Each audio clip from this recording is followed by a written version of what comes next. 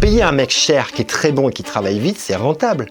Payer un mec moins cher qui met 2 fois le temps, le mec tu vas le payer 20% de moins mais il met 2 fois plus de temps. Il n'y a pas besoin d'avoir fait maths sup pour comprendre que tu perds de l'oseille. J'ai quitté l'école et j'ai commencé à apprendre. Toute la journée je bossais à l'armerie et le soir je prenais des cours.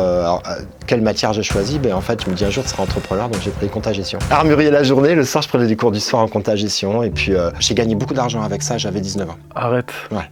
Combien Je gagnais à peu près tous les jours. Il a fallu le courage de dire à l'équipe, les gars, on va arrêter 80% de l'activité. J'ai fait un trou à la banque, ce qu'on appelle abyssal. On va dire balle de trou à la banque que je devais en perso et là je me suis retrouvé dans la merde parce que j'avais plus à bouffer. Et là j'ai dit putain, j'espère que t'es pas en train de te planter. Mais j'avais le rêve, j'ai démarré tout en bas. Mais vraiment tout en bas parce que je savais pas où démarrer ailleurs qu'en bas, mon entreprise. Je pense que la clé de la réussite, mais je continue toujours à le dire, c'est que mon maître mot, ça a toujours été la.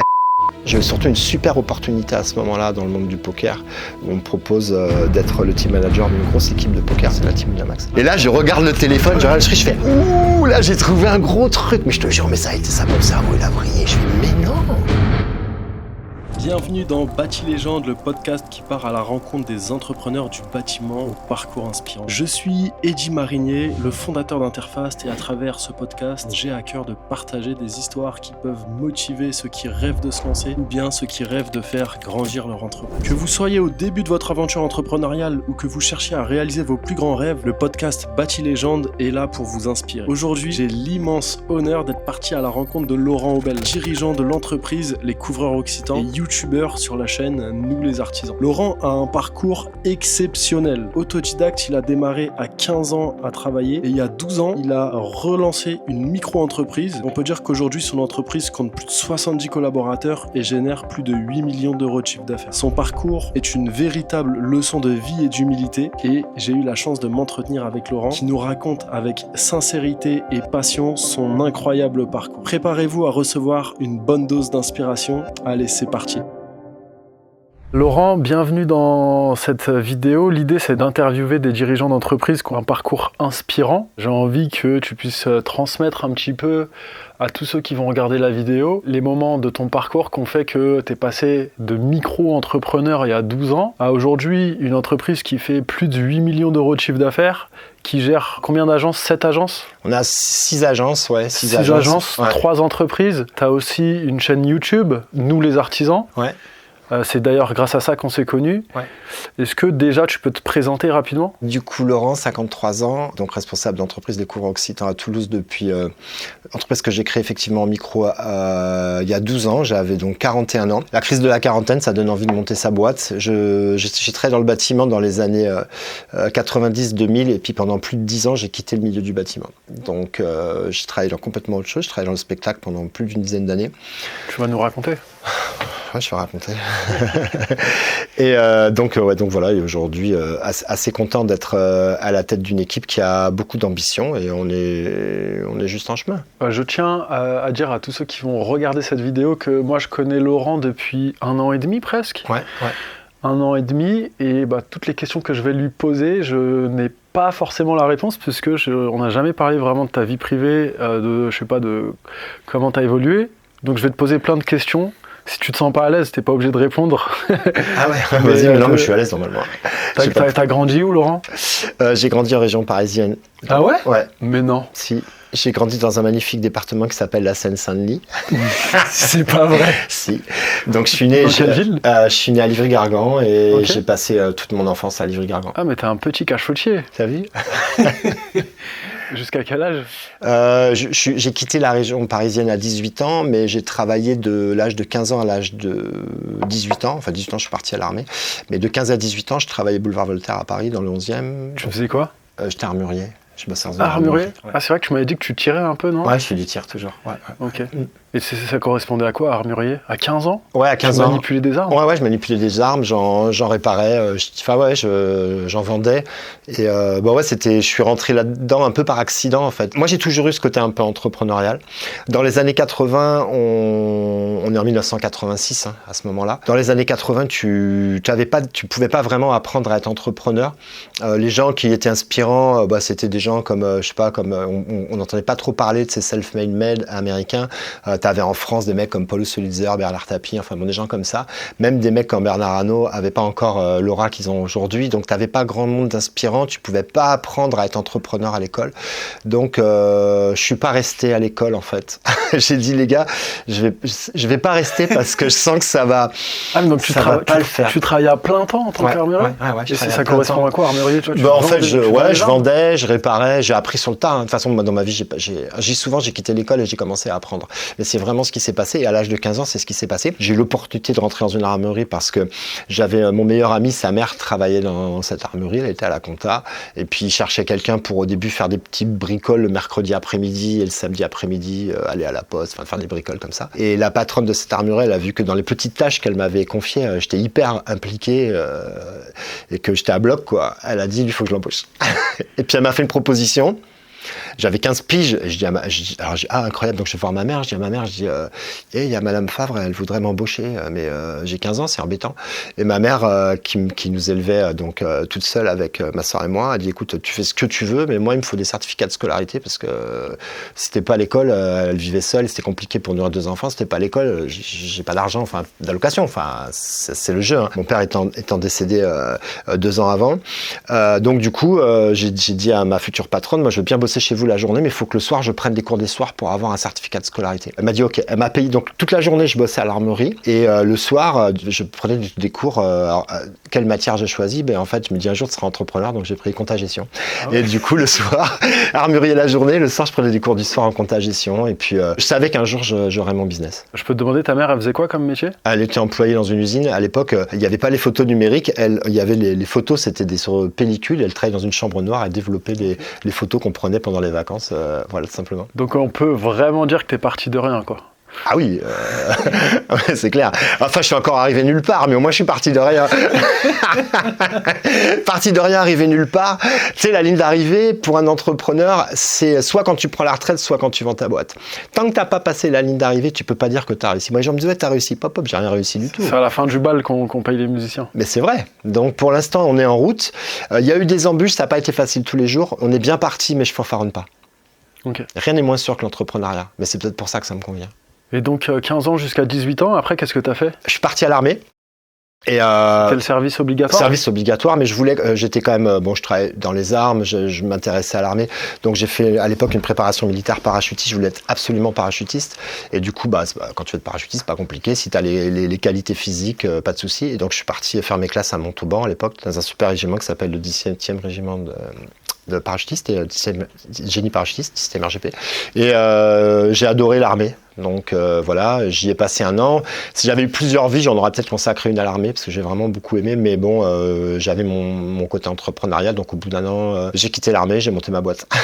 Ah, donc t'avais déjà eu... Ok. Ouais. Attends, mais tu nous dis pas tout. Ah oui, tu me demandes que je raconte ma vie, je la raconte. Et donc après l'armée, t'as monté une boîte de quoi? J'ai monté une boîte de com. Alors, dans quelle année? C'était en quelle année? En 1989. Mais qu'il n'y avait pas de com à ce moment-là. Il y avait de la com papier. Donc du coup, on faisait des prospectus et du coup, je faisais des carnets de chèques où tu pouvais déchirer des chèques qui donnaient des réductions chez des commerçants. Donc j'allais dans une rue et donc j'allais voir tous les commerçants pour leur proposer mon deal de chéquier et ça permettait de fidéliser les clients sur une rue. Donc tu vois, dans une rue, tu essayais d'avoir tous les commerçants avec un chèque de réduction dans chacun des commerces. Mais c'était papier, évidemment. Ça n'existait pas, il y avait que le papier qui existait. J'ai fait ça jusqu'à ce qu'il y ait un phénomène de mode qui apparaisse à cette époque-là qui s'appelle les pins. C'était un petit truc qu'on accrochait tous des pins sur les vestes. Mais ça a été un truc de fou. Tout le monde voulait des pins, mais dans des quantités énormes. Du coup, j'ai arrêté mes chèques, j'ai compris qu'il y avait une opportunité. Tout le monde voulait des pins ici à Toulouse. Moi, je savais parfaitement où aller chercher des pins parce que comme j'avais grandi en Seine-Saint-Denis, je savais très bien qu'il y avait tous les Chinois qui étaient à Aubervilliers. Et j'ai dit, vas-y, tu vas aller chez les Noaches, ils vont te vendre des tonnes de pins. Donc du coup, je les achetais en importation aux Chinois et je les revendais en gros ici à Toulouse. Mais c'était des pins avec quoi dessus? De tout, des trucs de pub. En fait, les gens achetaient du moment que c'était un pins, ils collectionnaient. Donc plus t'en avais, mieux. Je montais toutes les semaines à Paris, je rentrais avec des valises de pins dans l'avion. Ah ouais. C'était un Rinter à l'époque, la compagnie. Et je les punaisais sur des plaques et je les vendais je les vendais par 100 minimum, quoi. Mais tu les vendais où? En porte-à-porte, directement chez les commerçants, dans les boulangeries, tout le monde en voulait, les stations-service. Okay. Et eux, ils les revendaient derrière. Et eux, ils les revendaient, j'étais grossiste en fait. Okay. Mais pas de site internet. Aujourd'hui, tu mettrais des pins sur un site, mais ça n'existait pas. Les gens te connaissaient pas. Par contre, tu arrivais dans une boulangerie, un bureau de tabac avec des plaques de pins, les gens, en fait, ils te les prenaient, ils te faisaient un chèque, tu repartais, tu avais le chèque. Toujours tout seul? Alors là, j'ai rencontré un copain, parce que là, il fallait deux quand même, tu vois. J'ai fait ça avec un copain, on s'est associé à deux, parce qu'il y avait vraiment beaucoup de boulot. Ça serait aujourd'hui, on serait 10, mais à l'époque, on l'a fait à deux. Et là, c'était à Toulouse? À Toulouse, ouais, absolument. Et du coup, pourquoi t'avais choisi Toulouse? À cause des filles, je les trouvais plus jolies à Toulouse, donc du coup, j'ai dit, tiens, je vais rester là. Et non, mais c'est vrai. Non, mais je trouvais qu'il y avait des jolies filles à Toulouse. Pourquoi tu vas partir d'ici, idiot? Non, mais je suis resté à Toulouse parce que j'ai aimé la ville, en fait. Et quand l'armée est terminée, j'aurais dû rentrer à Paris. Et j'ai dit, écoute, pourquoi tu vas rentrer à Paris? Toulouse, c'est une ville qui est cool. Tu devrais peut-être rester ici. Et tu te rends compte, aujourd'hui, c'est fou parce que cette décision que j'ai prise en 1989, ça fait plus de 30 ans aujourd'hui, à 35 ans, elle a radicalement changé ma vie. Aujourd'hui, je connais plus grand monde à Paris, mais ici, je connais des centaines et des centaines de personnes. Voilà, c'est fou, en fait. Le premier soir où j'ai dormi dans mon appartement à Toulouse, je sortais de l'armée, j'avais mon sac militaire, j'avais mon duvet, j'ai mis le duvet par terre, mon sac sur la tête et j'ai dormi sur la moquette. Et je dis, voilà, c'est mon premier jour de civil à Toulouse, je ne connais personne, j'ai pas de famille, j'ai pas d'amis. J'avais rien, mais j'avais décidé de m'installer là. 20 francs en poche, tu sais, comme... Ouais, mais c'est un peu, mais c'est un peu 50 Cent, ouais, si vous voulez, c'est comme ça, mais c'est un peu ça le truc, c'est que t'avais, j'avais pas de sous particulièrement, forcément. Quand on fait l'armée, on met pas de côté? On gagne pas assez. Non, les appelés, on touchait pas grand chose. Même moi, j'avais la solde d'alerte, c'est-à-dire qu'en fait, j'étais payé un peu plus parce que j'étais parachutiste, mais tu gagnes, tu le bouffes, en fait, Aujourd'hui, ça serait l'équivalent de peut-être 300 € par mois, quelque chose comme ça. Ah ouais, même pas le RSA, quoi. Ah non, même pas. Ouais, 300 € par mois. Et donc, tu as fait ce PIMS, cette entreprise-là, ça a duré combien de temps? J'ai gagné beaucoup d'argent avec ça, j'avais 19 ans. Arrête. Ouais. Combien Je gagnais à peu près le SMIC tous les jours. Oh. Ouais, c'est beaucoup à cette époque-là. Tu faisais beaucoup d'argent. Donc quand tu arrêtes l'école, que tu montes ton business, que tu as un gros coup de cul, parce que c'est pas... Enfin, d'accord, j'ai travaillé, mais il y avait une opportunité de fou qui m'est passée sous le nez, je l'ai saisie, mais c'est vraiment une opportunité de fou. Qu'aussi jeune, tu gagnes autant d'argent. Tes potes, ils sont encore à l'école. Bah ouais, c'est dingue. Tu vois? Et toi, t'es en train de faire des sous à bloc avec un truc. Et en fait, tu sais quoi? Moi, j'ai dit, mais moi, j'ai cru que j'étais une star du rock. Et j'ai fait n'importe quoi. Parce que c'est la première fois que j'avais accès à l'argent. Donc, je vivais à l'hôtel. J'ai claqué du tulle en boîte. Enfin bon, j'ai acheté des voitures. Bon, t'as fait le classique de... Le classique de... J'ai de l'argent, je dépense tout. Le classique de la question, elle est vite répondue, tu vois. Et du coup, quand tu es sur un phénomène de mode, le phénomène de mode, qu'est-ce qu'il fait? Il y a un moment donné, il s'essouffle. C'est temporaire. Ouais, il se casse la gueule. Et je suis parti avec lui. Je suis descendu avec le phénomène de mode. Sauf que j'ai gardé le niveau de vie un petit moment. J'ai fait un trou à la banque, ce qu'on appelle abyssal. Ouais, pour l'époque, c'était énorme, c'était 8 briques. 12 000 € aujourd'hui, mais 12 000 € d'aujourd'hui en euros, mais enfin, on va dire 20 000 balles de trou à la banque que je devais en perso, et là, je me suis retrouvé dans la merde parce que j'avais plus à bouffer. Et je me suis vraiment retrouvé dans la merde. Et là, j'ai déchanté parce que j'avais toujours pas de famille et pas d'amis, parce que c'est pas parce que t'as passé tes soirs en boîte que t'as des amis, on va être clair, d'accord. J'étais pas à une période où je pensais à me mettre en couple, on va pas se mentir non plus, c'était pas le sujet. Redis, t'avais quel âge? J'avais 20 ans, okay. 19-20 ans. Et du coup, je me suis retrouvé vraiment dans la merde financière, donc j'ai dû partir bosser en intérim, et c'est là que j'ai découvert le bâtiment. Je suis allé d'abord dans les travaux publics, faire du marteau-piqueur, puis un coup avec un plombier, un coup avec un électricien, un coup avec un carreleur, un coup avec un plaquiste, un coup avec un peintre. Et j'ai appris gavé de trucs du bâtiment, en fait. Grâce à l'intérim. Et l'intérim m'a donné une culture générale du bâtiment. J'ai plus de 3-4 ans comme ça en intérim pour remonter, remonter la pente, payer mes dettes, manger. Une grosse partie à chaque fois de mon argent allait dans le paiement de la dette, donc c'était très très compliqué. Et donc j'ai vivoté comme ça, faire vraiment un boulot de merde en tant qu'ouvrier du bâtiment, parce qu'on me donnait que des trucs de manœuvre et tout. Et ça te plaisait pas trop? Non, ça me plaisait sans plus, mais assez rapidement, enfin après 4 ans là-dedans, j'ai chopé une bonne culture générale du bâtiment. J'ai rencontré dans l'intervalle celle qui est devenue ma femme aujourd'hui, et il y a eu un incident qui s'est passé, c'est-à-dire que sa sœur a eu un incendie dans sa maison elle a brûlé, à ma belle-sœur. Et on est en 1996 à ce moment-là, et je dis à ma belle-sœur, ta maison elle a brûlé, t'inquiète, je vais t'en refaire une maison. Et du coup, j'ai dit, bon, je vais monter une boîte pour faire des maisons. Et du coup, en 1996, je crée une boîte qui s'appelle ABT, c'est toujours le nom aussi de la structure. Je crée ABT et je décide de faire des maisons. Artisan bâtisseur toulousain, en fait, le nom, il vient de là, en fait, de 1980. J'ai redonné le nom quand j'ai créé la boîte en 2011, mais un peu par nostalgie de ça. Et j'ai créé une boîte qui s'appelle Artisan bâtisseur toulousain. Et je me suis mis à faire des maisons comme ça pendant quelques années, jusqu'à la trentaine, où j'ai fait la crise de la trentaine, et où j'ai dit, tu vas pas passer ta putain de vie à bosser dans le bâtiment. J'ai fait un rejet du bâtiment parce que j'avais d'autres rêves, que j'avais ma fille qui avait 3 ans et je me suis dit cette gosse je vais lui dire plus tard qu'il faut qu'elle vive de ses rêves et que moi je suis pas en train de le faire. Donc j'ai dit maintenant tu vas vivre tes rêves. Donc j'ai toujours rêvé d'être comédien. Donc je suis parti à Paris faire les cours Florent. Mais non. Si, je te jure. J'y crois pas. Attends, on va y venir. Donc là t'avais cette boîte de bâtiment, ça a duré combien de temps? Ça a duré 4 ans à peu près. Et ça t'a dégoûté du bâtiment? Non, ça m'a pas du tout dégoûté. Mais j'avais que c'était pas ton rêve. C'est juste que c'était pas mon rêve. Et donc j'ai dit non, fais pas ça, c'est pas ton. Enfin, t'as d'autres rêves et si tu vas pas chercher tes autres rêves, quand tu seras vieux, tu vas avoir des regrets. Et 30 ans, c'est encore l'âge de le faire. Je vais te dire, j'ai lu un livre à ce moment-là qui s'appelle Lettres à Prunelle, qui a été écrit par un monsieur qui s'appelle Alain Ayache. Alain Ayache, c'est un patron d'un très grand groupe de presse. Il est décédé aujourd'hui. Et je lis ce livre, et c'est génial, c'est le livre d'un entrepreneur. Parce qu'Alain Ayache, c'était un entrepreneur de fou dans le monde de la presse. Il avait plein de magazines. C'est quelqu'un d'assez connu en France, tu vois, du niveau de Bernard Tapie un peu. Moins médiatique, parce que Tapie, c'est un peu un voyou. Mais, ça m'intéresse. Mais c'était trop intéressant. Donc je lis le livre Lettres à Prunelle, d'un père à sa fille. Moi, j'ai pas eu mon père. Enfin, tu vois, mon père est parti trop tôt pour me donner des conseils. Et je lis les conseils de ce gars dans le livre. Je me dis, putain, en fait, je suis pas en train de vivre mes rêves. Je suis pas en train de faire ça. Et je fais une lettre. À l'époque, on écrit des lettres. On n'envoie pas des emails encore à cette époque-là. Je regarde au dos du livre. Donc, je sais que il est patron d'un groupe de presse qui s'appelle Réponse à tout. Et je prends mon plus beau stylo. Et puis, je fais une lettre à Alain Ayache où je lui explique où j'en suis, que je suis une période de ma vie où je sais pas trop quoi faire. J'arrive pas à prendre la décision. Toi, j'ai besoin de quelqu'un, peut-être un mentor ou quelque chose comme ça. J'écris la lettre, je sais pas, sans même espoir de réponse, tu vois, un peu comme une bouteille à la mer. Je me rappelle très très bien de ça. J'écris la lettre, c'est un mercredi. Je la poste à la poste de Pamiers un jeudi. Et le samedi matin, mon téléphone sonne. Et monsieur Bell, oui, bonjour, c'est Alain Ayache. Bon, j'ai cru mon cœur, il a arrêté de battre tellement j'ai eu une montée de débouffe. Non, mais il est en train de m'appeler, ce monsieur, quoi. Et on a eu une longue discussion au téléphone. Il a pris du temps pour moi. On s'est jamais vu, jamais revu, il n'y a jamais rien eu. Et j'ai dit, je prends la décision, je prends mon courage à deux mains et je vais vivre mon rêve.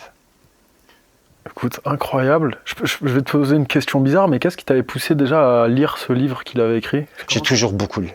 Ah ok. Ouais. Donc il était tombé dans la main, ce livre? Il m'est tombé dans la main comme... là, tu as un petit échantillon, tu dois avoir une vingtaine de livres là-bas, mais il y en a 50 chez moi, les livres de développement personnel. Si j'ai peut-être pas tout lu, forcément. Tu m'en as même recommandé que j'avais pas lu. Mais je veux dire, je me suis intéressé au développement personnel très tôt. Et donc, je lisais beaucoup de livres... Enfin, beaucoup. Je lisais des livres, pas beaucoup, mais je lisais des livres de développement personnel. Donc, j'ai toujours un peu lu. Et donc, ce livre, m'est tombé dans les mains comme ça. Et donc, il t'a appelé, qu'est-ce qu'il t'a dit? Il m'a dit, on a parlé longuement, je lui ai parlé de là où j'en étais, je lui ai parlé de toutes les bonnes excuses que j'avais de pas le faire, et qui étaient des excuses solides. J'avais acheté ma maison, j'avais ma femme dedans, j'avais ma fille dedans. C'est pas bidon comme excuse quand même. Ouais. Je te dis pas, quand je suis arrivé devant ma femme, je dis, chérie, je vais partir faire les cours Florent à Paris.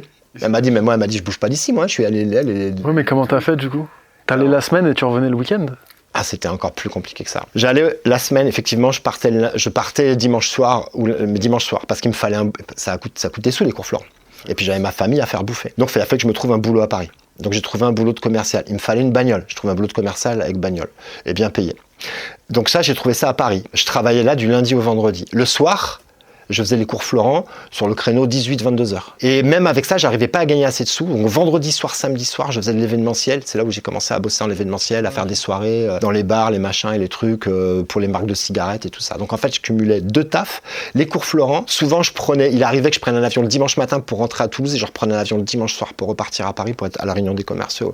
C'était complètement taré. Et t'as fait ça combien de temps? 2 ans, j'ai tenu ce rythme-là, le temps de faire. J'ai passé 2 ans en cours Florent. Et après, j'ai arrêté les cours, j'ai travaillé travailler comme comédien. J'ai eu l'occasion de travailler comme comédien, d'avoir des petits rôles, des choses comme ça. Et je me suis assez rapidement retrouvé à faire de l'événementiel. L'événementiel, c'est génial, puisqu'en fait, je travaillais 3 jours par semaine, les week-ends en général, et j'avais toute la semaine pour moi. Donc ça me laissait du temps pour mes enfants. Là, je suis revenu à Toulouse, j'ai du temps pour mes enfants dans la semaine. Et le week-end, je partais en tournée. Souvent, je bossais avec des musiciens, ce genre de choses, donc je partais en tournée. Et comme j'avais du temps pour moi la semaine, j'ai commencé à retaper des maisons, à refaire des charpentes, à refaire ceci, à faire cela. Et je suis retourné naturellement dans le bâtiment. Et pendant 10 ans, j'ai fait intermittent et du bâtiment tout le temps. Tout le temps.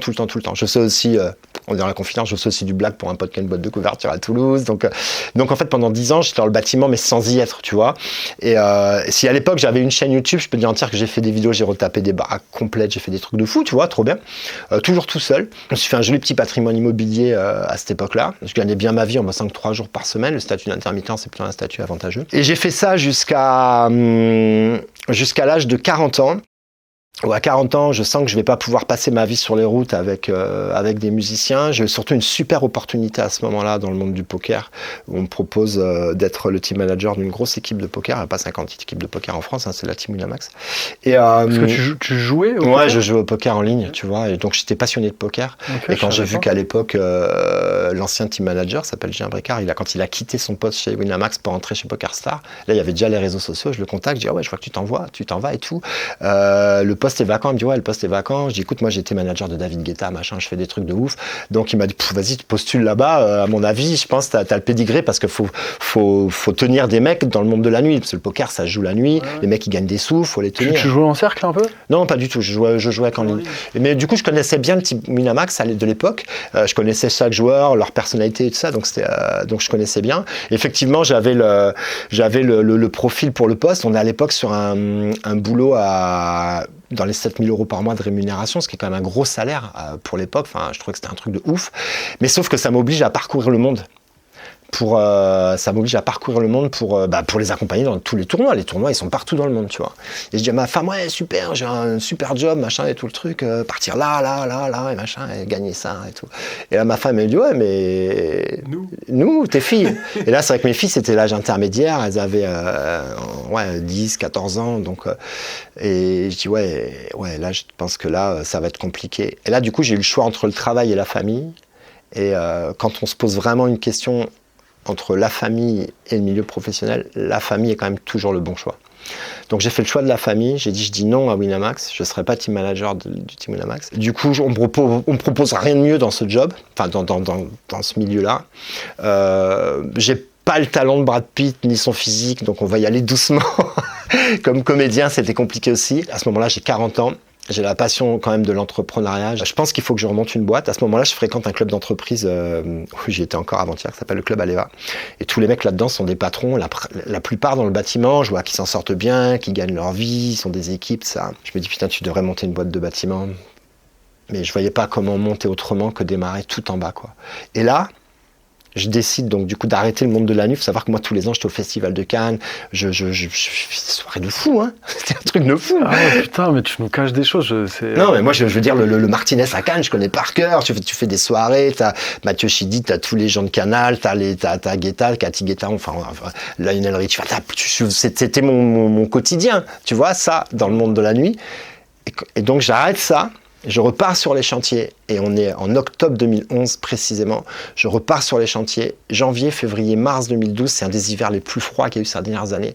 Je suis les mains dans le béton, puisque je redémarre en entreprise générale de bâtiment. Assez rapidement, j'ai créé les couvres Occitan, mais au début, j'avais peur de manquer de travail, donc je me suis mis généraliste.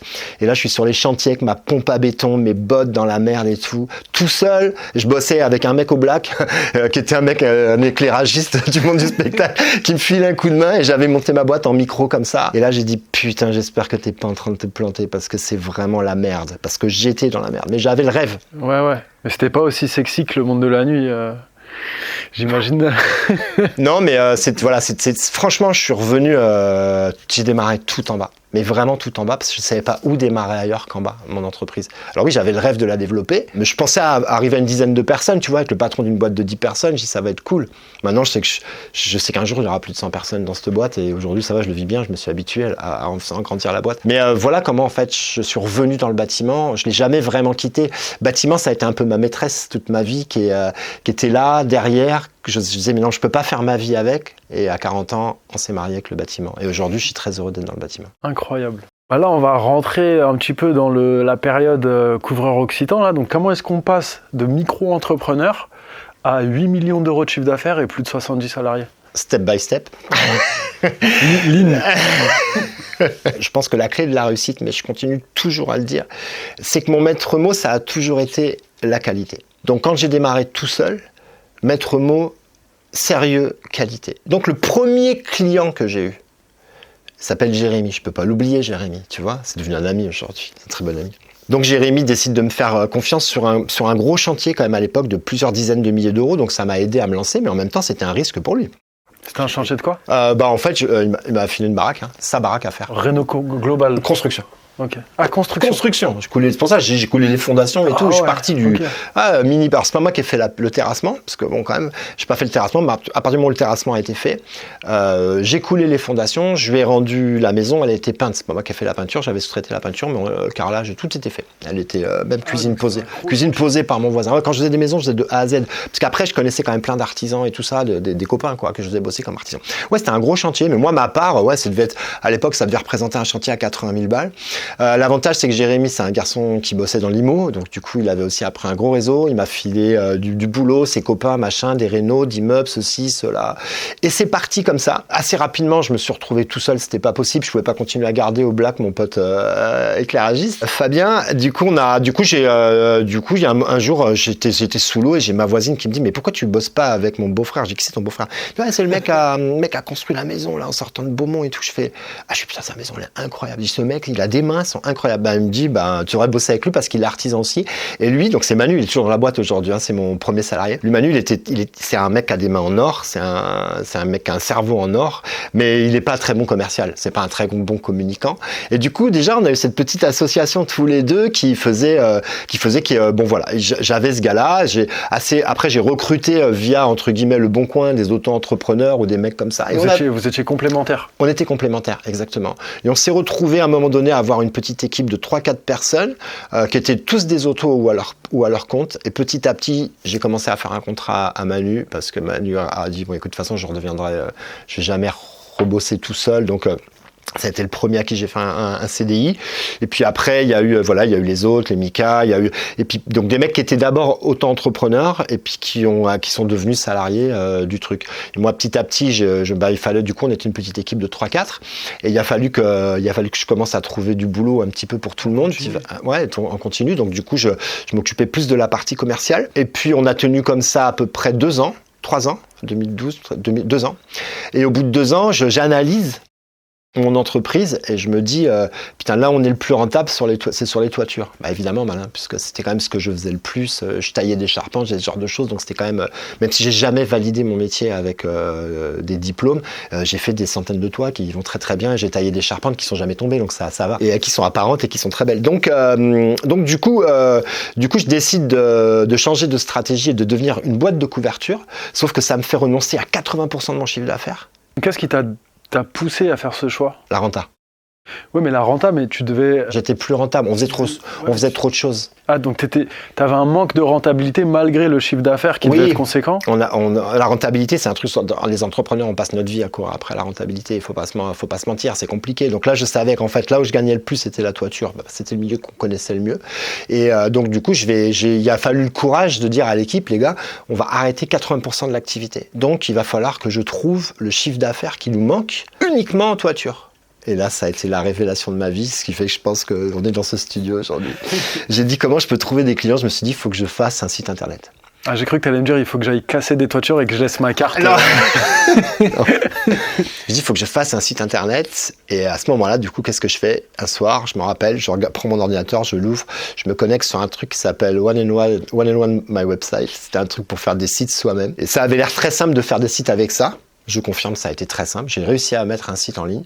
J'ai réussi à envoyer une campagne Google Ads. Arrête. Ouais. J'ai envoyé tout ça dans la nuit. Purée. Et le lendemain matin... T'avais des leads?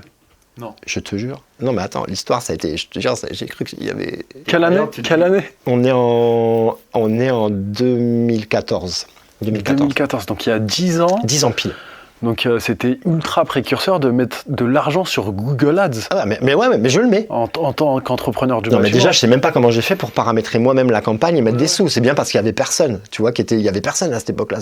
Aucun couvreur mettait des sous sur Google Non, Ads. mais je suis choqué. Même moi, qui ai une entreprise, une start-up, je galère un petit peu avec Google Ads et je passe par des consultants. Dans la même nuit. Donc, le lendemain matin, mes gars, ils viennent et tout, on prépare le chantier. D'un coup, mon téléphone sonne. Tu vois, ouais, allô, bonjour. Oui, bonjour monsieur, je vous appelle parce que j'ai un problème de toiture, machin, ça. Je dis, ouais, qui c'est qui vous a donné mes coordonnées? Il me dit, mais je vous ai trouvé sur Internet. Je fais, oh my godness. Et là, je regarde le téléphone, je regarde le script, je fais, ouh, là, j'ai trouvé un gros truc. Mais je te jure, mais ça a été ça, mon cerveau, il a vrillé. Je fais, mais non, mais c'est que ça marche comme ça. Ah ouais. Et j'ai plus jamais lâché la com. Je dis, c'est ce truc est ouf. Eh bien, je suis désolé, mais aujourd'hui, c'est la com qui m'a amené à ce chiffre d'affaires, on va pas se mentir. D'ailleurs, mon boulot dans la boîte, c'est ça aujourd'hui. Enfin, un peu plus le boulot de Fiona maintenant, depuis quelques jours. Mais sinon, effectivement, c'est là où j'ai pris conscience qu'en fait, communiquer quand on est artisan, c'est la clé. Jamais lâcher la qualité, jamais lâcher les recrutements pour avoir des gens de qualité qui vont faire du travail de qualité. Après, tous les problèmes d'investissement, de gestion, donc se mettre à niveau dans la gestion d'entreprise, tout ça, tu dois grandir avec tout ça. Faut se former en continu. Il faut se former en continu. Mais après, il y a eu des tonnes et des tonnes d'erreurs qui ont été faites. J'ai perdu des dizaines de milliers d'euros sur des mauvaises décisions. C'était quoi ta plus grosse erreur? Ma plus grosse erreur, c'était le manque de contrôle. Okay. Manque de contrôle sur mes équipes, manque de contrôle sur mes commerciaux, manque de contrôle d'une manière générale. Parce qu'en fait... moi, j'ai eu un gros problème, c'est que d'abord, j'arrive à peu près à tout faire par moi-même tout seul. Je vois pas où est le problème, donc du coup, je vois pas pourquoi les autres font pas pareil. Et les premiers salariés que j'ai eus, les Manu, Mika, Nico, qui est dans le bureau, en fait, les premiers gars que j'ai eus étaient très très bons. Ça, c'est un gros coup de cul, en fait.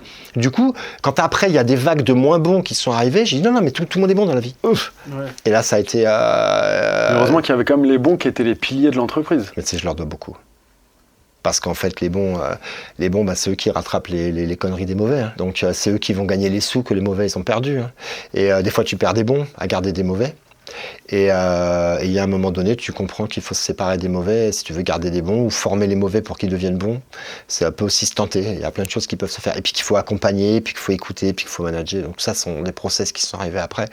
Mais tout ça, je l'ai improvisé, comme tous les artisans qui nous écoutent. Donc il y a beaucoup de choses à faire, effectivement, en pilotage, en gestion, construction des prix. Moi, je parle à énormément de dirigeants dans le bâtiment. Ouais. Il y en a beaucoup qui galèrent, en fait, et qui n'arrivent pas à monter en compétence, qui n'arrivent jamais à ce stade de 2, 3, 4 employés stables avec qui ils sont, on va dire, ils arrivent à rendre leur employé autonome et à faire en sorte d'aller continuer à chercher du business et à employer d'autres personnes. Ouais. Parce qu'à partir du moment où les 2, 3 premiers ils sont pas bons, tu peux pas développer plus. Tu es d'accord avec... je suis d'accord avec toi. Donc si tu devais recommencer aujourd'hui, là, comment tu t'y prendrais? Moi, je serais encore plus exigeant sur les recrutements. Et après, quand on a recruté les bons, il faut les garder. Donc la première chose à faire, c'est qu'il faut les payer correctement. Malheureusement. Parce que, quand je dis malheureusement, parce que c'est compliqué de payer correctement, parce que ça va avoir un impact sur ton prix de vente et que c'est plus compliqué de vendre un chantier quand ton devis il est cher que quand il n'est pas cher. Mais comme ton collaborateur, il est bon et que tu dois le payer bien, qu'en plus tu mets des matériaux de qualité, donc tu vas devoir être sur un peu une offre à étiquette, on va dire. Donc il faut arriver à la faire passer. Donc pour la faire passer, il faut déjà que toi, tu aies une image qui corresponde à ça et que les gars se disent, ce mec-là, je sens que je vais payer plus cher, mais que j'aurai pas de problème avec lui. D'accord ? Ou s'il y a un problème, il y aura une solution. Donc la clé, c'est de garder les bons en les rémunérant correctement et en leur mettant... Après, il faut aussi qu'ils aient envie de venir avec toi le matin, mais ça, c'est du rapport humain, ça. Il y a un moment donné, il faut quand même... Moi, quand je vois des patrons qui arrivent le matin et qui font la gueule 1 jour sur 2 ou 2 jours sur 3, les gars... te plains pas si après tes collaborateurs se barrent, ta meuf se barre, tes gosses te parlent pas et que t'es tout seul dans un coin avec ta binouse. Non, mais je veux dire, tu dois t'ouvrir au monde. Enfin, il faut quand même un peu faire des efforts quand t'es patron pour que les gens ils aient envie de venir. Regarde, dans ce bureau là, il y a des jeunes. Si je fais la gueule le matin, vont plus avoir envie de venir, ou ils vont pas être motivés, ou ils vont passer la journée à regarder la pendule et dès qu'il va être 16h,001, pouf, dehors. Non mais tu vois ce que je veux dire, c'est tu dois essayer de mettre une atmosphère quand tu es chef d'entreprise qui donne envie de bosser. C'est vraiment le sélectionneur dans le sport. On se dit pourquoi les sélectionneurs ça marche, d'autres ça marche pas. Je sais pas, j'en connais pas de sélectionneurs. Je pense qu'il faut donner envie aux gens de venir. L'argent c'est super important, mais il n'y a pas que l'argent. Donc je pense qu'on est presque arrivé au bout de ce podcast là. Donc tu nous as dit comment tu es passé finalement de micro-entreprise à entrepreneur à succès d'une manière assez claire. Hein. Oui, on peut dire. Non, je veux dire qu'il n'y a pas de doute à ce niveau-là. Après, comme tu dis, tant qu'on n'a pas revendu l'entreprise, tu vois, c'est un travail de tous les jours et il faut être sur la base de rien n'est jamais acquis. Et moi aussi, je pense un petit peu la même chose. J'aimerais clôturer ce podcast sur 3 sujets rapides. Si tu pouvais donner un petit peu quelques conseils à toi d'il y a 12 ans, du coup. Tu as fait quelques chantiers, tu as un petit peu de trésorerie en poche, et là, tu dois recruter ton ou tes 2 premiers collaborateurs. Là. Comment tu t'y prends ? Donc en fait, si tu veux, on va pas se mentir, pour moi, le recrutement, c'est quand même un acte de séduction. Parce que il faut que 2 personnes se plaisent pour travailler ensemble. Il ne s'agit pas de vivre ensemble, mais de travailler ensemble. Donc c'est un acte de séduction. Donc faut être un peu sexy en tant qu'employeur. C'est-à-dire que il faut donner des choses qui ont envie de nous rejoindre. Moi, la question à se poser, je dirais, c'est est-ce que vous auriez envie de venir bosser si vous êtes tout seul avec un gars comme vous ? Peut-être avec un camion pourri, dégueulasse, qui pue la clope, qui est mal rangé, un dépôt où il fait froid, et si vous râlez tout le temps, enfin, je suis désolé, mais premier point, soignez-vous, vous êtes la moitié de l'équation. Donc, quand on se sépare d'un salarié, on a la moitié de la responsabilité. C'est comme un couple, hein, c'est du 50-50. Donc, il y a ça à soigner. Il y a 2 types de recrutement. Recruter les gens des bureaux ou recruter les gens qui font le même métier que vous. Quand tu recrutes quelqu'un qui fait le même métier que toi, c'est très facile, tu le mets sur chantier. Okay. Tu vois comment ça va se passer. N'accepte pas les gens médiocres. J'ai une petite question, mais s'ils sont très bons, mais que en termes de soft skills, donc tu sais, de comportement, ou de comment tu fais pour détecter Tu vas, tôt ou tard, si tu as un problème sur les soft skills, tu iras au clash. Moi, j'ai eu un gars qui était très bon, mais c'était un vrai connard. Mais il était très très bon, mais quand il arrivait le matin, mais franchement, des fois, il nous faisait le seum. C'était à croire que c'est lui le patron. Je te jure, c'était un truc de fou. Ça a clashé. Parce qu'un connard, ça reste un connard. Donc si tu peux le détecter, je le dirais. Donc si tu peux le détecter assez tôt qu'il va y avoir une couille dans le potage, c'est comme un acte de séduction. C'est comme avec une fille. Si tu te dis, ouais, elle est bien, mais t'enflamme pas. Okay. Collaborateur, c'est la même chose. Donc tu peux le garder le temps de la période d'essai, un moment, le temps d'en trouver un autre. Des gens, il y en a. Je sais que des fois, moi, je vois des artisans qui gardent des collaborateurs par défaut en disant, ouais, mais j'ai personne d'autre, donc je vais le garder à lui. Ouais, mais ils perdent de l'argent. Comment tu fais pour trouver des gars ?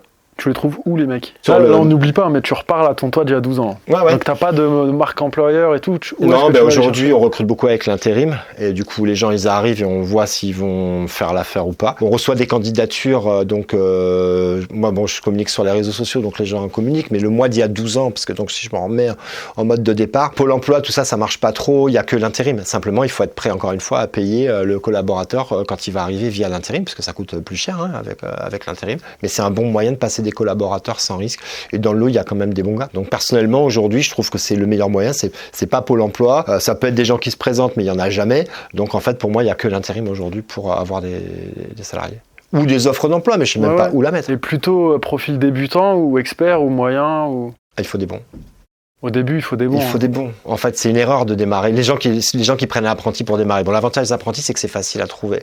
Mais tu perds du temps avec un apprenti. Je veux dire, un apprenti, c'est chronophage. Un apprenti, ça sait pas faire. Moi, je suis complètement d'accord. C'est pas l'apprenti, sa mission n'est pas d'être productif. Sa mission est toi, ta mission d'artisan, c'est de lui transmettre ton savoir. Transmettre du savoir, ça prend du temps. Non mais je te dis ça, pourquoi je rigole ? Parce qu'il y a énormément d'entrepreneurs, et même pas que dans le bâtiment, qui pensent qu'ils vont recruter un alternant ou un stagiaire et qui va faire le travail à leur place. Ça serait trop facile, sinon tout le monde crée une boîte, recrute un alternant et va se la couler douce au soleil. Et c'est pas comme ça que ça se passe. Dans le bâtiment, en tout cas, c'est pas comme ça que ça se passe. Dans la vidéo, c'est comme ça que ça se passe. Je recrute un alternant vidéo, c'est un monteur, les gamins, ils sont passionnés, ils montent depuis qu'ils savent marcher, et je lui dis, je vais rien t'apprendre, par contre, je te paye ton année en alternance, et les mecs, ils montent, c'est des geeks qui savent faire des miniades, des trucs. Mais non, là, je parle dans le bâtiment. Là, mais je sais bien qu'on n'est pas mais dans le bâtiment, c'est impossible. Ouais. D'accord. Donc tu vas avoir des plus dégourdis que d'autres, des mecs qui vont... Mais à l'arrivée, c'est pas avec eux que tu vas gagner des sous. Tu vas gagner des sous avec des mecs que tu vas devoir bien payer et qui savent. Moi aujourd'hui, les gens qui me rapportent de l'argent dans cette entreprise sont ceux qui me coûtent le plus cher. Ça, c'est ce que j'ai appris en 12 ans.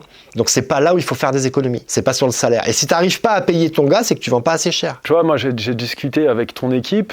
Je sais que sur votre politique, je peux en parler, j'espère, mais votre politique, c'est pas d'être les plus chers non plus. Vous avez créé des ouvrages dans le logiciel calculés à la minute pour être vraiment au prix le plus juste pour le client, au prix du marché, pour être vraiment, tu vois, au fait de vous gagner votre vie, avec de la marge et de la rentabilité, mais le client, il va pas non plus surpayer la prestation. Non, parce que sinon tu vas... ça passe. Oui, bien sûr, tu vas vendre trop cher. Mais déjà, quand tu arrives à payer correctement tes collaborateurs, à avoir que des véhicules qui ont moins de 5 ans, à avoir tout le monde qui est à jour au niveau de ses formations, à payer la com. Nous, un groupe comme le nôtre, c'est 200 000 balles le budget. À payer tout ça, ben oui, tu vas pas en plus marger comme un fou, sinon tu vendras pas tes chantiers, c'est pas le but. Les gens, il doit aussi avoir du bouche à oreille. Donc les gens vont pas nous recommander si on est hors de prix. Donc il faut qu'on soit dans les prix de marché. Mais le seul moyen d'être dans les prix de marché, c'est d'avoir des mecs qui sont bons et qui travaillent vite. Payer un mec cher qui est très bon et qui travaille vite, c'est rentable. Payer un mec moins cher qui met 2 fois le temps, le mec, tu vas le payer 20% de moins, mais il met 2 fois plus de temps. Le mec, il n'y a pas besoin d'avoir fait maths sup, maths fait pour comprendre que tu perds de l'oseille. Ouais, c'est la vitesse sur laquelle on réalise les chantiers, oui. avec laquelle on réalise oui. les chantiers, qui conditionne finalement la réussite. Et ça peut être les soft skills. Par exemple, un bavard va te coûter du fric. Les mecs qui sont tout le temps en train d'arrêter, en train de fumer la clope, ou qui me passent une demi-heure ou 1 heure le matin chez le fournisseur parce qu'il a envie de raconter sa vie au fournisseur, mais parce qu'il est viscéralement créé comme ça, c'est un putain de bavard. Les bavards, tu veux pas les garder. Et c'est d'ailleurs aussi une de mes convictions, mais je pense que tu vois, tu as fait un excellent choix en te spécialisant que sur la couverture, parce que en faisant que les mêmes chantiers, tu gagnes aussi du temps à tous les niveaux sur la réalisation de tes devis, sur quand tu fais ta visite technique, quand tu fais tes chantiers, parce que tu as toujours les mêmes outils. Alors que, tu vois, si tu fais n'importe quoi, 5 métiers différents, en tout cas au début, jusqu'à 10-15 personnes, c'est hyper compliqué d'avoir plusieurs activités. Aujourd'hui, c'est quasiment devenu plus possible dans le bâtiment. Chaque métier est devenu trop technique au niveau des normes, sur les produits, même dans la peinture. Tu vois, on pourrait dire c'est facile de peindre, jamais de la vie, tu fais pas n'importe quoi, il faut savoir réparer le support. Il y a que les clients qui veulent pas payer cher qui disent que c'est facile de peindre, tu vois. Donc c'est des métiers qui sont très techniques. Faire un réagréage, c'est technique, tu vois. Donc tous ces métiers sont techniques, c'est pas du tout le même métier que de poser un litho, que de faire un réagréage, que d'aller brancher une clim ou changer un disjoncteur. Donc il y a un moment donné, effectivement, on doit se spécialiser sur un métier pour déjà limiter les risques d'erreur, pour gagner en productivité et que les gars ils aillent vite, parce que s'ils font tout le temps la même chose, ils vont gagner du temps. Et je veux dire, c'est un truc, c'est tout bête. Demain, tu vas chez Ikea, t'achètes une armoire, tu la montes. Tu vas mettre 2 heures. Et tu en as 2 à monter. Tu mettras qu'1 heure sur la deuxième. Alors que tu as mis 2 heures sur la première. Pourquoi ? Parce que si tu fais pas souvent les choses, tu les fais doucement. Dans nos métiers, c'est exactement la même chose. C'est dommage, mais c'est presque mécanique. Moi, les gens qui posent du photovoltaïque chez moi, ils vont jamais mettre de la tuile. C'est-à-dire, ils savent, mais non. Non, parce que c'est fini. Et c'est une équipe de toiture, je l'envoie au photovoltaïque, ils vont mettre 2 fois le temps de l'équipe du PV. S'ils veulent faire de la tuile, après, c'est que de la couverture, quoi. Exactement, parce que même ceux qui font le zinc, ceux qui font la tuile, la charpente, ça fait la charpente, le PV, c'est le PV. Et même dans nos métiers, les gens sont par spécialité pour éviter de leur faire trop d'activités et qu'ils soient moins performants. La productivité, c'est la clé d'une entreprise. La productivité des salariés. Tu reparles à ton toi d'il y a 12 ans. Ouais. Communication, là, qu'est-ce que tu fais ? Tu reprends ta boîte, là, tout de suite. Tu as peu de moyens. Qu'est-ce que tu fais pour te faire connaître ? Et, excuse-moi, pour te faire connaître et avoir une image de marque. Parce que c'est 2 choses différentes qui sont complémentaires, mais qui restent néanmoins différents parce qu'on peut faire le buzz et paraître pour un idiot ou diminuer sa valeur perçue. Mais voilà, comment tu as construit ton image de marque et comment tu fais parler de toi, quoi. Les basiques qui sont d'avoir un site internet dans lequel il ne faut pas investir des millions d'euros, mais le site, il doit exister. On doit obligatoirement faire les référencements Google qui sont proposés aujourd'hui par Google pour avoir de la visibilité en local. On est des artisans, on travaille localement. Ouais. Donc ça, c'est site internet, peut-être même en premier référencement Google, puis un site internet, puis évidemment toute la partie réseaux sociaux, c'est aujourd'hui je pense incontournable. Réseaux sociaux, je mettrais quand on est artisan, si on est en B2C, Facebook en premier, si on est en B2B, LinkedIn. Voilà, donc on peut pas... Tu ferais quoi ? Enfin, tu ferais de la pub ? Sur Facebook, je pense qu'en fait, je me contenterais de mettre quelques photos et en démarrant, j'aurais pas besoin non plus en démarrant de la même volume de travail que j'ai besoin aujourd'hui. Bien sûr, je fais de la pub sur Facebook, sur Google et tout ça, mais en démarrant, je pense que je referais la même chose que ce que j'ai fait, c'est un petit site internet bien référencé localement avec Google. Je ferais sûrement du Google Ads. Et si j'envoyais quelques pubs sur Facebook, j'irais un petit peu avec parcimonie, très très très localisé pour manière. Mais je pense que sur Facebook, je serais plutôt à poster, parce qu'aujourd'hui, Facebook, Instagram marchent ensemble, mettre des jolies photos, des jolis contenus pour bosser là-dessus. Ça fait déjà du boulot d'alimenter ces plateformes-là quand on est tout seul. Ouais, c'est pour ça que je te dis vraiment le minimum, ça serait quelques photos, site internet. Ouais. page Google. Ouais, mais pour moi, il faut bosser localement et le seul vrai réseau social local, je suis désolé, mais c'est Facebook parce qu'aujourd'hui, Instagram, il n'est pas forcément local. Je trouve que Facebook, il est vraiment, il y a plein de petits groupes locaux c'est les gens le vrai bouche à oreille il se fait beaucoup sur Facebook. Moi, je vois souvent des gens sur Facebook. Ouais, je cherche un couvreur, est-ce que c'est quelqu'un? Alors, je suis identifié dans la réponse. Des fois, des gars de mon équipe sont identifiés. Dans les groupes, tu sais que tu viens de Toulouse quand? Et là, il y a tous les habitants de Toulouse. Ouais, mais c'est vrai que c'est des groupes comme ça, ou le club de marche à pied de Tataruche-les-Bains à côté, des trucs comme ça. Pour moi, c'est des choses qui coûtent pas grand-chose et qui fonctionnent. Tu peux pas commencer à vouloir te lancer partout. Si tu veux t'amuser à faire du TikTok, c'est rigolo, mais ça t'amènera pas un client. Et on va pas se mentir, c'est les seules personnes qui me reconnaissent sur TikTok, c'est quand je vais chez les fournisseurs. Ah ouais, tu fais le mec qui fait TikTok. Ça m'est arrivé samedi, j'avais besoin de trucs perso, je suis chez le fournisseur. Le mec dit, ah ouais, c'est TikTok. Bon bah voilà, ok, super. Ça rapporte pas grand-chose. Google, référencement local, un peu de Google payant pour être vu localement dans son métier, travailler ses mots-clés. Facebook pour référencement local si on est vraiment sur du particulier. Et si vraiment on veut toucher la cible du professionnel, dans ces cas-là, LinkedIn peut faire l'affaire, mais je conseille de se faire aider sur la partie réseaux sociaux parce que faire un post LinkedIn, c'est pas donné à tout le monde. Même publier sur Facebook, on peut avoir besoin d'un petit conseil pour faire des photos avant-après ou quelque chose comme ça. Donc prendre peut-être un community manager qui va filer un coup de main là-dessus. Ça peut ne pas être débile, on peut trouver des jeunes étudiants, des jeunes esclaves comme je les appelle, et qui peuvent venir filer un coup de main sur la partie réseaux sociaux. Et pour avoir une image de marque, alors comment tu fais pour que les gens ils se disent parce que donc tu vas se faire connaître finalement, donc les gens t'ont trouvé. Comment est-ce qu'ils te sélectionnent toi plutôt qu'un autre? Il faut du temps en fait pour une image de marque. Ça, il faut du temps. Moi, je me rappelle très très bien, l'image de marque, on ne l'avait pas. On a trouvé un nom, à l'époque, ça s'appelle les couvreurs occitans, et ce nom, les gens avaient l'impression que c'était un truc qui existait depuis toujours, qui était un peu intemporel. Et ça nous a servi pour l'image de marque. On a eu on a travaillé sur notre logo, on a eu des camions qui étaient très visuels, avec une grosse croix occitane de Toulouse, avec un couvreur dedans, coloris vert, il n'y a pas trop de camions de cette couleur-là.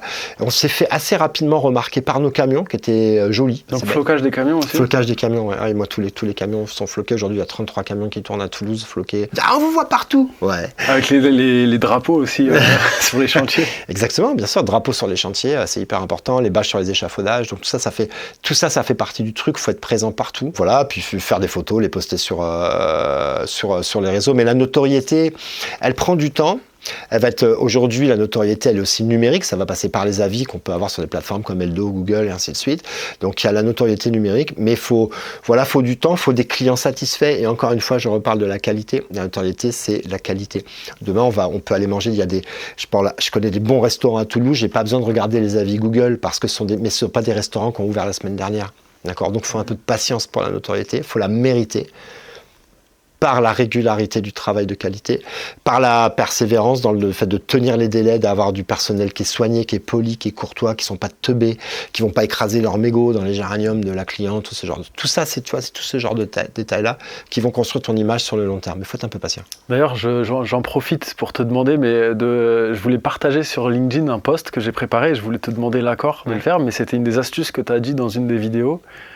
Sur ta chaîne où tes techniciens, ils appellent le client s'ils ont 4 minutes de retard pour leur dire j'ai 4 minutes de retard. Ouais. C'est vrai qu'ils le passent plus souvent, mais bien sûr qu'on l'a démocratisé autant que possible parce qu'en fait, le fait d'arriver avec 4 minutes de retard, c'est un truc qui est génial. C'est-à-dire que tu appelles ton client, tu dis j'ai 4 minutes de retard. C'est rien, 4 minutes de retard. On va pas se mentir. Mais en même temps, le client se dit putain, ce mec, pour 4 minutes de retard, il prend la peine de m'appeler. Là, j'ai un mec qui n'est pas comme les autres. Petite astuce à tout ça. Et de suite, vous allez vous démarquer parce que le client, il ne sera pas toujours en mesure d'évaluer vos compétences professionnelles parce qu'il n'y connaît rien. Par contre, il s'y connaît en humain. Il va pouvoir de suite voir si vous êtes un bon et un mauvais humain. Et souvent, en tant qu'artisan, c'est l'humain qu'on recommande plus que le travail. Parce que c'est facile.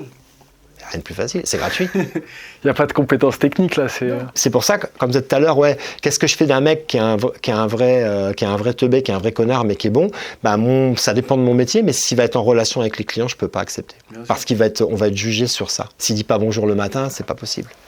On arrive chez des clients, il faut dire bonjour. On s'en va, il faut dire au revoir. Enfin, ça s'appelle c'est la courtoisie, la base de la politesse. Donc, si tu as quelqu'un qui est... C'est l'éducation même. L'éducation, mais c'est important en fait d'avoir des gens qui sont bien éduqués. Mais quelquefois, tu vois des gens arriver dans ton entreprise, il faut les éduquer. Tu éduques, toi, les... Au moins, on leur donne des tenues qui sont propres, sinon tu les vois arriver. Moi, je me souviens d'une année, j'avais pas encore des tenues dans l'entreprise. J'avais un jeune qui était là, il arrive un matin, il avait un t-shirt tout noir, blanc au départ et tout noir. Je dis, mais qu'est-ce que t'as foutu avec ce t-shirt? Puis t'es tombé en panne en venant ou quoi? Il est tombé dans une cheminée. Non, mais je te jure, c'était tout noir, mais de cambouis, tu vois. Je me suis dit, le mec, il vient de tomber en panne avec sa voiture. Il me dit, non, j'ai fait de la mécanique hier. Oh, mec, c'est aujourd'hui, là. Qu'est-ce que tu fous déjà, avec le t-shirt d'hier, et en plus, le t-shirt d'hier qui n'est même plus à laver, il est à jeter, en fait, tu vois. Je suis allé, à l'époque, on n'avait pas de t-shirt, on n'avait même pas encore la marque, qui était sur nos maillots. Je suis allé dans ma chambre, prendre un t-shirt de mon armoire pour lui mettre sur le dos. J'ai dit, aujourd'hui, tu vas au chantier avec ça. Ouais. Donc tu vois, oui, il faut les éduquer. Ouais, il y a des choses, il faut définir ce qu'on accepte et ce qu'on n'accepte pas aussi. C'est clair, tu peux pas, la propreté, l'hygiène, ça c'est un élément. Les gens vont pas savoir si tu travailles bien, mais ils vont voir si tu es propre. Propre sur ta tenue, propre ton véhicule, propre sur ton chantier. Toi qui t'invites chez eux, les clients aussi, donc tu rentres chez eux. Un autre petit tips aussi, quand on va en toiture, on doit traverser la maison et souvent monter à l'étage. L'étage, souvent, il va être en moquette ou quelque chose comme ça. Nous, on a les chaussures du chantier. Systématiquement, je me déchausse. Et les gens me disent, vous déchaussez pas. Hop. Je me déchausse. Je me déchausse à la maison, je me déchausse chez vous. Et ça, vous marquez des points. Pose l'échelle contre la gouttière, je mets un petit chiffon pour pas rayer la gouttière. Ça, c'est des petits trucs, tu vois. Tu vas être évalué sur ce genre de choses. Et des fois, tu vas te demander pourquoi il t'a pris à toi plutôt que l'autre alors que t'es plus cher. Mais le gars, il va te confier sa maison. Le truc qu'il paye pendant 25 ou 30 ans. Son premier poste de dépense. L'endroit où, en fait, il élève sa famille, son foyer. Non, mais je vois très très bien. Et en plus, ça, c'est souvent le truc où si tu vois l'artisan, tu vois, il met son échelle directement sur la gouttière, tu dis rien, tu vois, mais tu ressens un petit agacement. Bah oui. Alors que s'il met le chiffon, là, c'est plutôt... Mais tu te dis, quand je serai pas là, ce mec, il est comme ça, il prendra soin. La maison des gens, moi, je le vois comme quelque chose qui est sacré, en fait. Et tu peux pas arriver avec tes chaussures sales dans un lieu sacré. C'est leur temple à eux. Hein. C'est leur temple à eux. Tu dois respecter ça. Et s'ils voient que tu respectes ça, peut-être tu feras plus facilement passer un devis plus cher. Par contre, le gars qui est avant, qui a mis 3000 balles de moins, mais qui arrivait avec ses gros sabots, son smeg, son truc dégueulasse, et en plus avec son truc pourri, s'est assis sur le canapé. Les gens, c'est clairement, ils sont prêts à payer plus cher pour plus de qualité. Et surtout dans le bâtiment où tu peux vite te retrouver avec des sacrées surprises. Dernier topic, c'est la satisfaction client. Ah oui. Je t'en parle parce que la première fois qu'on s'était rencontrés, c'était à Station F dans nos bureaux. Et tu m'avais dit un truc qui m'avait marqué. Et c'était d'ailleurs comme ça que je t'avais filé le bouquin là, et qu'on avait échangé à ce sujet-là. Ouais. Et que moi aussi, j'ai un peu la même philosophie. Tu vises une satisfaction client à 100%. Qu'est-ce qu'on met en œuvre pour tenter de satisfaire le client à 100%. J'ai longtemps entendu parler de l'expérience client, dont on parle dans toutes les grandes boîtes, mais on a toujours, nous, l'impression, les artisans, qu'on n'est pas concernés par ce que font les grosses entreprises. Et à un moment donné, j'ai eu un temps d'arrêt sur ce que peut être une expérience client, et j'ai moi-même parfois vécu des expériences clients incroyables, plus particulièrement dans le domaine de la restauration ou de l'hôtellerie ou ce genre de choses, avec des expériences clients de fou, où tu vas être appelé par ton nom, ton prénom, tu reçois les machins. Bref, il y a plein de moyens d'avoir, dans des milieux autres que le bâtiment, une expérience client de fou. Surtout plus tu payes, j'ai envie de dire, plus l'expérience client, elle est importante. Mais en fait, on peut s'apercevoir ça, c'est que de la valeur perçue, parce qu'en coût réel, de l'expérience client, ça ne coûte pas cher. Passer un coup de téléphone 4 minutes avant d'arriver, c'est pas cher. Donner, après un premier rendez-vous, envoyer une fiche d'intervention pour dire voilà comment s'est passé notre rendez-vous. Interface, c'est vraiment un outil que tu as prévu pour l'expérience client, et c'est un outil qui doit être servi, dont on doit se servir pour l'expérience client. Pour moi, c'est se différencier de ce que font les autres, en mettant vraiment le client au centre de son projet et en étant toujours proactif sur ses demandes. Aujourd'hui, je sais qu'on a une expérience client, c'est mes clients qui me la racontent, c'est pour ça que je la connais, de fou. Encore plus sur la partie photovoltaïque. Pourquoi ? Parce que la partie photovoltaïque, elle est hyper processée, et j'ai envie de dire, c'est toujours la même chose.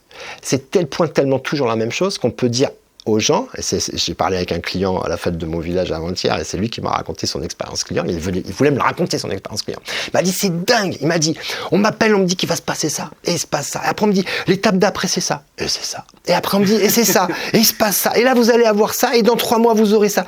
On m'a tout dit à l'avance. J'ai eu aucun effet de surprise, et de mauvaise surprise surtout. Les seules surprises que j'ai eues, c'était plutôt des bonnes surprises, de voir la politesse des équipes, la sympathie des équipes, que dès le soir même, j'avais mon application qui marchait, je voyais, il m'a dit, je suis allé de bonnes surprises en bonnes surprises, et tout a été anticipé, prévu.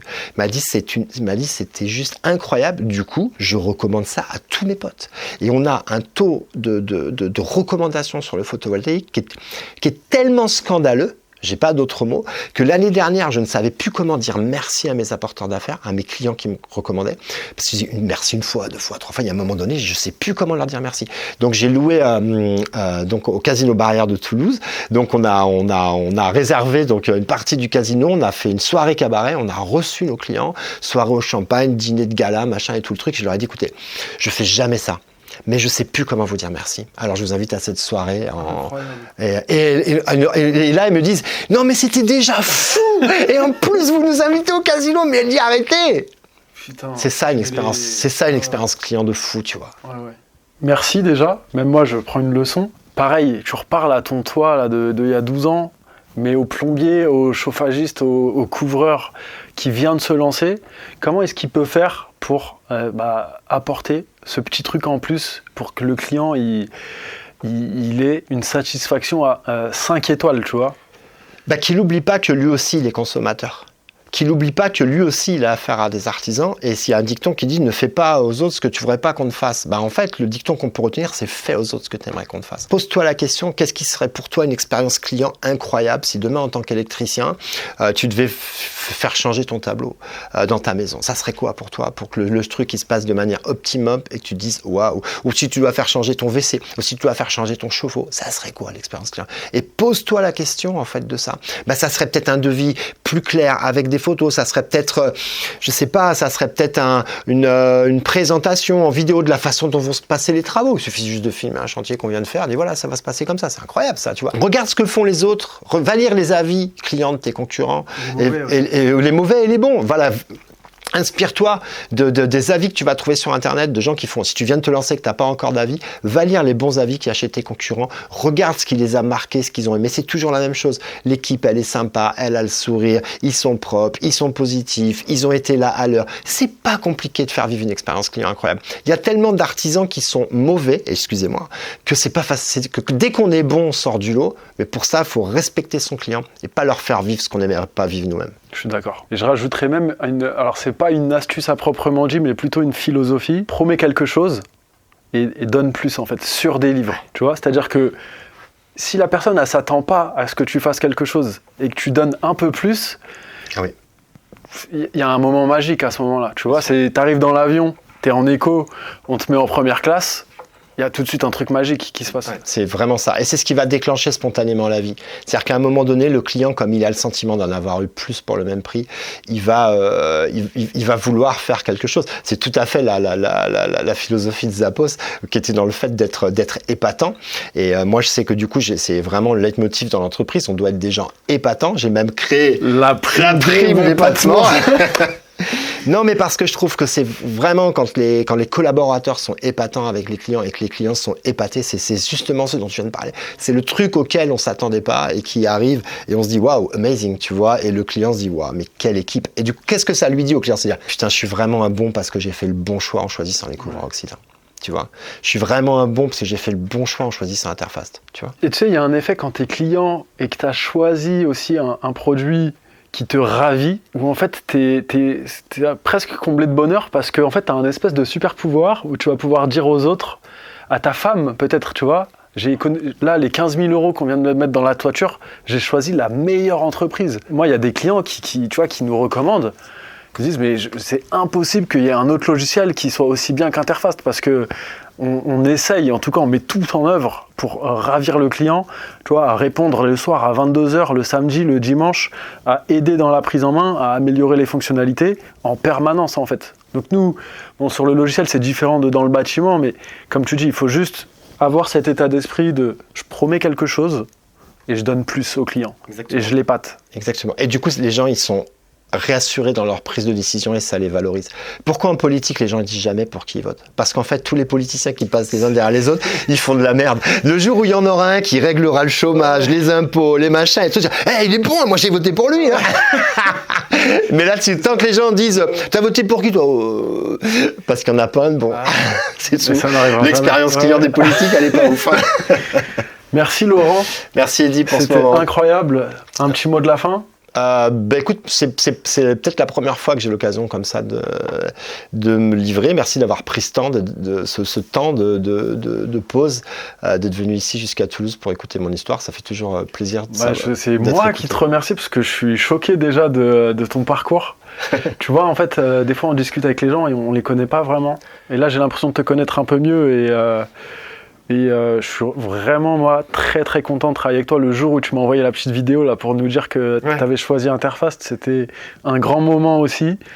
Et tu vois, dans le livre que je t'avais filé, que je t'avais offert d'ailleurs, l'auteur, je mettrai le lien en description de la vidéo, mais l'auteur, il parle de la satisfaction client et c'est un peu la personne aux États-Unis qui a évangélisé la culture d'entreprise. Ça, c'est un autre sujet, mais en fait, il est parti du constat que la culture d'entreprise, c'était les fondations de l'entreprise et que avec une bonne culture d'entreprise, on allait ravir le client et que si on allait ravir le client, on allait faire du business, etc. Mais sans rentrer trop dans les détails. Et il parle de la relation avec ses fournisseurs aussi. Qui paye le resto quand il va au resto avec ses fournisseurs, avec son banquier ou ce genre de choses. En fait, c'est comme un client finalement, son fournisseur, parce qu'on travaille ensemble. Et même nos employés, c'est des clients finalement qu'il va falloir ravir. Et s'ils sont ravis, c'est un cercle vertueux. En tout cas, merci beaucoup. J'espère qu'on pourra tourner d'autres vidéos sur d'autres sujets un peu plus en profondeur. En tout cas, c'était top. N'hésitez pas d'ailleurs à mettre un petit pouce, à partager la vidéo, à vous abonner à la chaîne. J'ai envie de faire un petit peu d'autopromotion, à tester Interfast aussi, le logiciel qu'a choisi Laurent. Et si vous êtes en processus de création d'entreprise, à un moment, il faut se lancer pour essayer. Et il faut croire en ses rêves. On l'a vu avec Laurent, il est parti d'une micro-entreprise jusqu'à faire plus de 8 millions d'euros de chiffre d'affaires. Donc c'est quelque chose qui est possible. Et il est parti de rien, il nous l'a raconté pendant cette vidéo. Donc moi je respecte chaque parcours entrepreneurial. Il ne faut pas avoir peur de se lancer. Et je vous souhaite le meilleur et je vous dis à très vite. Le meilleur à tous. À bientôt.